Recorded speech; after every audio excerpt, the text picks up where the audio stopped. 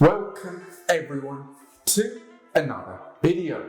My name is Hagar, aka Hags, and I'm going to share with you my favorite strategies to finding a property deal. So this can apply for either a buy-to-let or even if you're flipping properties. And stick around to the end because the last two are my absolute favorites. So let's start off straight away with the most common one, and that is your portals. You've got sites like Rightmove, Zoopla, On the Market, you name it, everyone uses it. And I get it, everyone does use these websites. I use these websites as well. But in this instance, it's more or less a numbers game. So you have to constantly go view these properties, constantly go and do your numbers, and eventually you will definitely come across a deal. And I've come across plenty through these portal sites. So they definitely do work.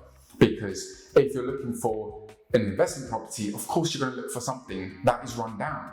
So the more run down it is, in my opinion, the better it is. It's not only the more value I can add, but also the less interest there is in it. There's no reason why these don't work.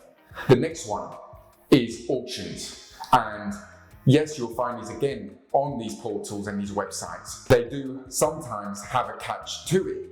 And the issue with auctions, or should I say, the things to look out for with auctions, is you have to put down a large fee and basically go ahead with it. Yes, you can pull out, but you do lose a good couple of £1,000, maybe even more, because you didn't do your due diligence right. If you haven't bought through auction before, I highly suggest you send that legal pack to your solicitor to have a read. Yes, they'll charge a fee, but it covers your own back. But besides that, you can get some great deals on auctions. My favorites are the ones you get pre-auction. So as soon as I see it listed, I'm viewing that in the first instance, then reading the legal pack and putting my offer in straight away and trying to wrap this up, because I don't want it to get to a bidding war and I'm out and someone else has got it. My next strategy, or should I say tactic, is sale fall-throughs. And I don't wish this upon anyone for a sale fall-through to happen, but it happens more or less every other week. So the more you create a relationship with an agent, the more they'll come to you with these deals to say, listen, this property has fallen through after being in conveyance for 5-6 months.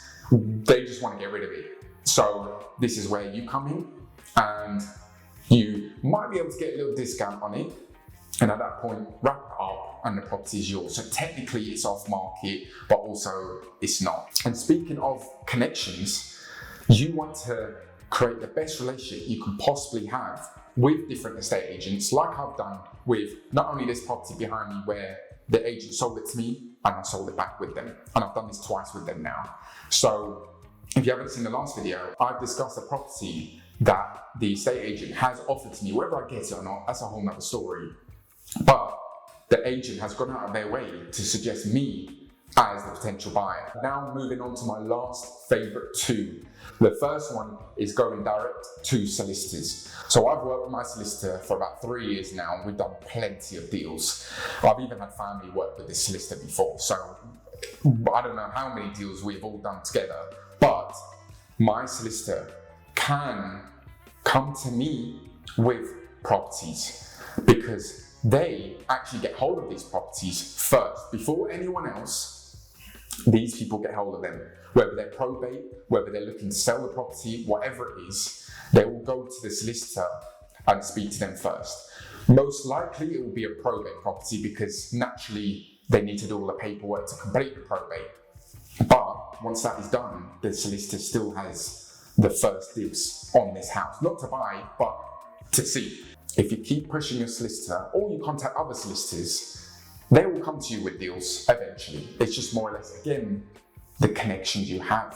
And last but not least, off-market property deals. And what I mean specifically is things such as letter drop-offs, potentially some sources. I don't really work with many sources. There's a few I might speak to, but if you find a good sourcer, by all means, you got yourself in a great position. So I've got a bonus one for you all, and that is going on land registry. So when you find a property that you like, overgrown driveway, windows possibly single glazed, you can tell this house needs work. There potentially isn't anyone there. So the first option is you put a letter through the door. The second option is you search that house on land registry and potentially find a name where you can find the person, whether you do a social media check or wherever it is, search their name up on Google, you might be able to find their details and send them a letter or an email. All it takes is one, as I say all the time. So one property deal can change your life around, and one property deal can make you a lot of money. But I've been Haggot, aka Hags. Don't forget the name, and I'll catch you in the next video.